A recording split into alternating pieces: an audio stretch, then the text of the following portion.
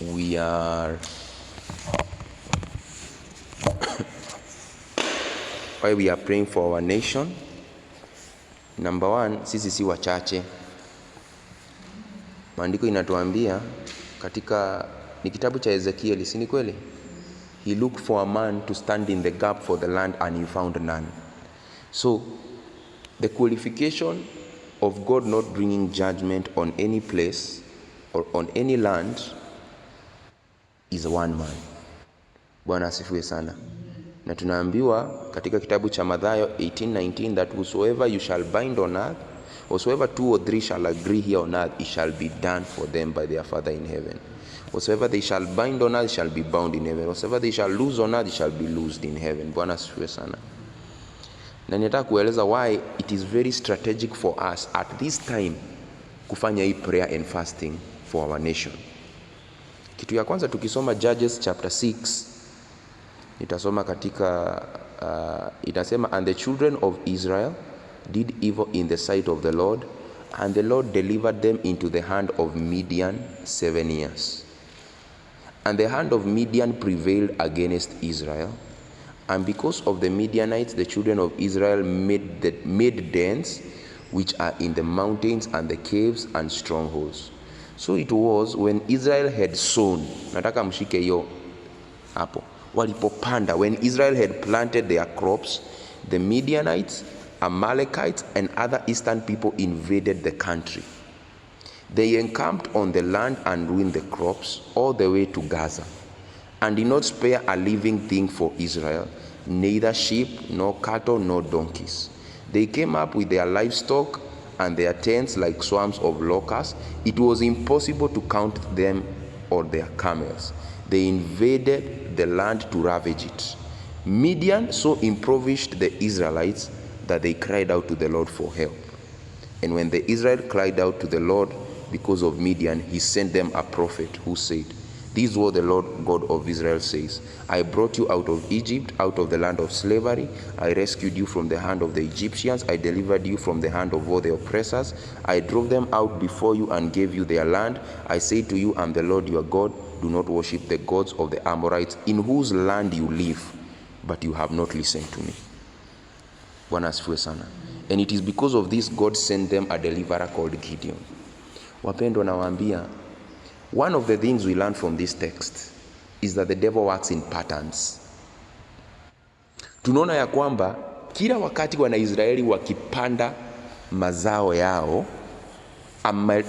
Midianites, Amalek, and the children of the east, symbolizing spiritual powers. Siku hizi sisi hatupigani na Wamidiani, hatupigani na Waamaleki, hatupigani na watu wa huko nchi za east, tunapigana na maroho. So in our days, the Midianites, the Amalekites are principalities and powers. Bwana asifiwe sana. Now, tunaambiwa they used to come at the time when the Israelites walikuwa wanapanda. That's why we are praying at this time. Kwa sababu gani? Because the time our nation is planting ni ile wakati ambayo finance bill inadebatiwa. Because that is when the government decides when they are going to plant the resources. Hii pesa itaenda wapi, ni ngapi itaenda kwa mashule, ni ngapi itaenda into the health. Na tunaona ya kwamba kulingana na neno la Bwana, hata wao Wanaisraeli walikuwa wanavamiwa exactly the time when the Israelites were planting. So ni kuonyesha ya kwamba the devil works in patterns. And what was the significance of the devil attacking the Israelites when they were planting? To impoverish them. So wapendwa, there is this time enye unasikia ati kuna hii maandamano, it is these powers of the Midianite spirit, the Amalekite spirit, the children from the east that are coming against our nation when we are planting so that they can impoverish us. Kwa sababu if they affect us during this planting season, when the government cannot allocate resources to the agricultural sector, cannot allocate resources to the tourism sector, when the government cannot even collect taxes, then every Kenyan is going to be affected. So that is why at this window, praise the name of the living God, we must hit the iron when it's hot. Na tumeona it's not a requirement for us to be many. Si lazima tukue wengi, as long as there is a man to stand in the gap. Bwana asifiwe sana. Na tunaambiwa what the Israelites did, walimlilia Bwana. Verse 6 inasema that Israel was greatly impoverished because of this Midianite spirit, because of this Amalekite spirit, because of the eastern people. Wapendwa, tunafaa tuelewa ya kwamba if there is a time for us to pray than ever before, is now. Sisi in this Mount Kenya community, watu wengine wamerudia ile miungu ya kitambo. Na ni kwa sababu gani? And I want to say this with all humility. You know, Kenya opened its borders to every nation. Bwana asifiwe sana. To every nation. Kwa sababu tunaambiwa ya kwamba why the Israelites waliweza kuabudu miungu mingine ni kwa sababu there were other nations that taught them to go after other gods. Kenya has been a very spiritual nation, very godly nation. But the moment we cannot restrict people to opening their borders, but there is an effect of other nations pouring it inside our nation. For example, the Indians walikuja to build the first railway and they settled here. They came with their gods. Nisikuwa walikuwa inaitwa Harambee or something. Then the Chinese wakakuja. Ndio wao walitujengea hii reli. Na ninasikia after every few meters nilikuwa naambiwa na mtu ambaye alikuwa anafanya kazi na wa China, walikuwa wanatoa kafara. So they came with their gods, they built their altars. Na tumefungulia wa Sudanese, wa Somali, every other, they are pouring in. And it's good that we are a father nation, but at the same time, we should understand that these people are coming with their gods. Chinese wakikuja, they are not going to come and become Christians. They are coming with their gods and their principalities. And what they are doing, unless we stand up and pray, and through our intercession they are converted to Christianity, through those sacrifices they defile the land. And they teach this other nation, our nation, to go back to the native gods. So hii kitu haikufanyika tu hivi hivi. Why wasn't it happening before? You know, we must open our eyes. Bwana asifiwe sana. Na through these nations tunakuja tunaona ya kwamba for God to bring us back, hii wakati walikuwa wanapanda tu ndio hii maroho ilikuwa inaamka. Juu tumesema the Amalekites today are powers. So unakuja unapata ile wakati tunaenda kupanda finance bill, the nation is going to plant, ndio hizi maroho za Amalek and Midianites zinasimama. That's why we are fasting these 7 days. Bwana asifiwe sana. Because tunaambiwa we wrestle not against flesh and blood, but against principalities, against powers, against rulers of darkness of this world, so that we can stop every agenda of the enemy. Paulo alisema we are not ignorant of the devil's devices. We know he works in patterns. Tumeona he always comes when people are planting. So when the nation is planting and we are ignorant as Christians, kwa sababu watu wanashindanga na wanasimama kulingana na ile ufunuo Bwana amewapatia.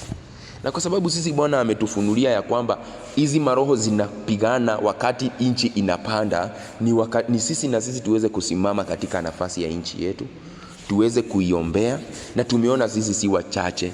Bwana asifiwe sana. And imagine, ili Israeli iweze kuokolewa, he only raised one man who is called Gideon. Wacha niwaonyeshe hapa chini.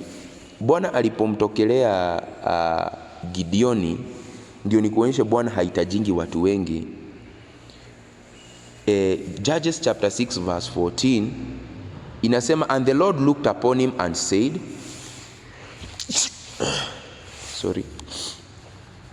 go in this thy might, and you shall save Israel from the hand of the Midianites. Bwana asifiwe sana. Imagine, God is sending Gideon as one man. As one man. Because God doesn't need a multitude. Listen, when you have God, you are the majority. I matter Mama Kago whether everyone else is against you. When you have God, you are the majority. Praise the name of the living God. Lakini Gideoni maybe hakuwa na hiyo imani, ilibidi aambie Mungu because you know at times that's why we need to renew our minds. Anasema his ways are not our ways, his thoughts are not our thoughts. So Gideon yeye alikuwa nadhani the only way he can win, Elder Millicent, the only way he can win the Midianites ni ati wakiwa an army, a big army. Ilibidi Mungu aipunguze hadi 300. But God's original intention was for him to go as one man.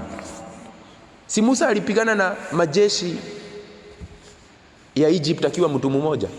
But it took him 40 years ndio Mungu atoe hiyo mawazo, kwa sababu I think ile ndio aue ule Muegypti alikuwa nadhani maybe anaweza waua mmoja hadi awamalize. Lakini God had to conform his mind. Akampeleka into the wilderness. Akambadilisha, akamfanya amujue, na Mungu akamutuma akiwa Musa, kupitia Musa na Mungu, the whole army of Egypt perished in one day through the Red Sea, through one man. Now Gideon hapo alianguka mtihani kwa sababu he would have given us, lakini acha tuseme mambo ya Mungu tu inaendanga vile amepanga. But we can see from the scriptures God wanted to do it as one man. Now sisi we are more than one. We are in the new dispensation, the New Testament, the new covenant. Tunaambiwa that is founded on better covenant and on better blessings.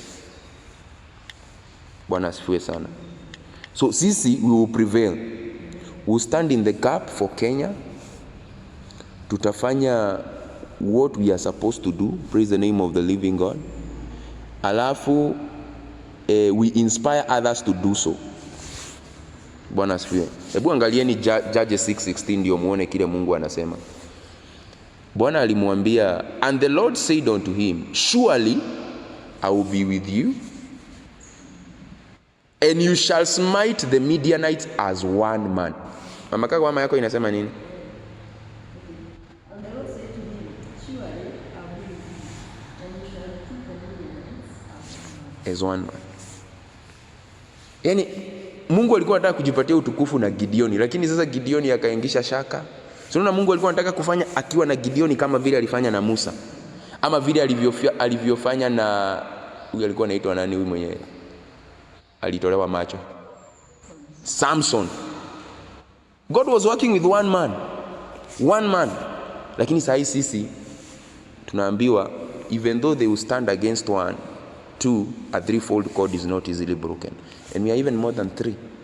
So we are going to stand for Kenya, and who knows, through this prayer and intercession we are going to spark. Tutaiweka social media. We are fasting 7 days for the nation, because tunaambiwa, I exhort therefore that prayer and supplication be made for all men. So we are praying for those Gen Zs as they are called. We are praying for our president. We are praying for the police. Bwana asifiwe sana. That God's will is sustained for our nation. Na tunakuja hapa lunch hour na 6 p.m. na asubuhi. Let us just remain faithful to our task, and let us not underestimate the power that God can use through one man. Bwana asifiwe sana.